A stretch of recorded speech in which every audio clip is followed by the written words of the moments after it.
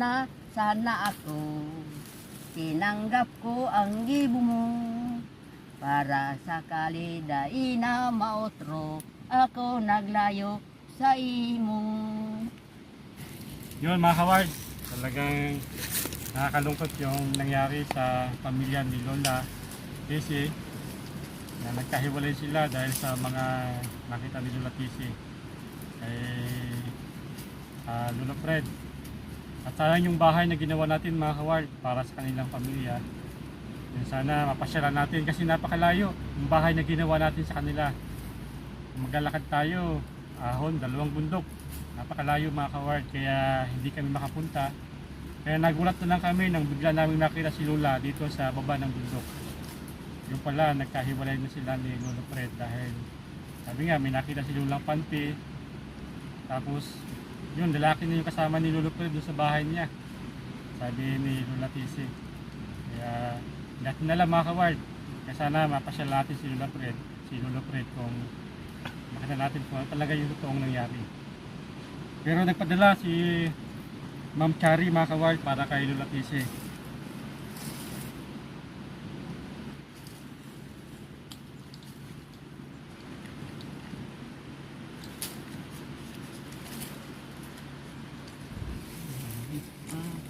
Gintuan mo ang sa imo, payo-payo, ayaw ko na Lola, bigyan kami sa iyo. Galing ito kay Ma'am Chari yan. Maraming salamat po sa iyo Ma'am Chari. Padala ka ng tulong para kay Lola. Yun na yung hanap buhay nila ngayon para makasurvive sa araw-araw. Yan, palipat-lipat din si Lola ng tirahan. Dati napuntahan natin doon, pinaalis sila kasi hindi niya yung pag-aari. Ngayon, manabili daw si Lulang bagong bahay sa halagang 2,000. Doon sila nakatira ngayon. Kaya talagang malungkot yung nangyari sa buhay ni Lola mga kaward.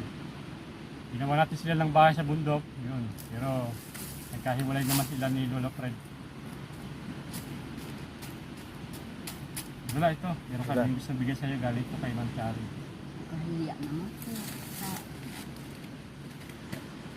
Lola, hawakan mo Lola.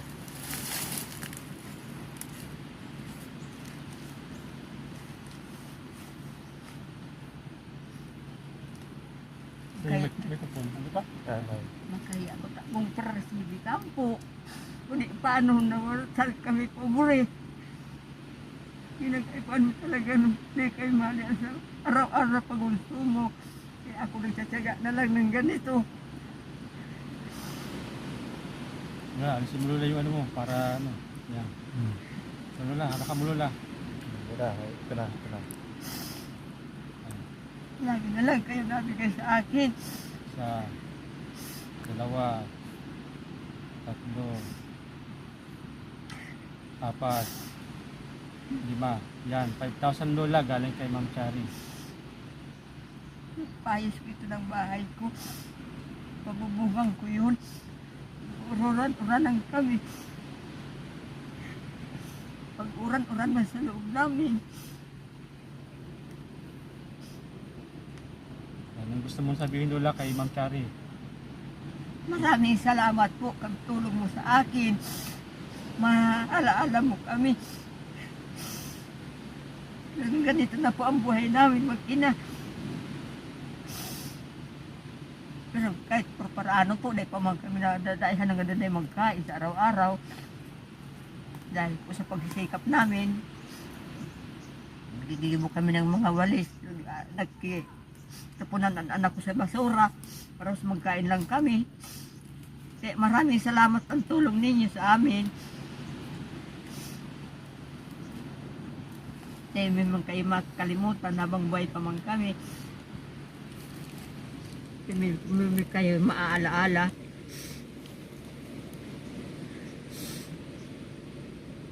Yun mga kaward, maraming salamat po sa iyo lalo kay Ma'am Chari. Tulungan si Lola na hindi mo lang maglako ng walis kasi kailangan ni Lola maglako para lamang merong maibenta. Yung pag nakabenta siya, saka lang siya makakabili ng pagkain nila. Yun, para kay Lola Fred, kung mapanood mo man itong video ito, sana hindi mo ginawa yun kasi ginawa namin yung bahay na yun para sa inyo ni Lola. Sana makapasyal kami dyan sa bahay niyan para makita namin kung ano yung nangyayari dun sa bahay na ginawa namin. Paano Lola? Tuloy na po kami. Opo. Hindi na po. Dito man ako madaan sa tabing buhangin. Bye-bye po. Yan. Ma'am, salamat po. Maraming salamat sa pagtulong mo sa akin. Sana po dahil man po kayo madala sa akin magtulong. Kaya maraming salamat ang pagtulong mo. Dahil sa ganitong buhay namin. Wala po akong ibang gawa dito maghanap buhay ng walis. Kaya po maraming salamat sa inyo po. Kami Lola. Salamat po. Salamat po, ma'am.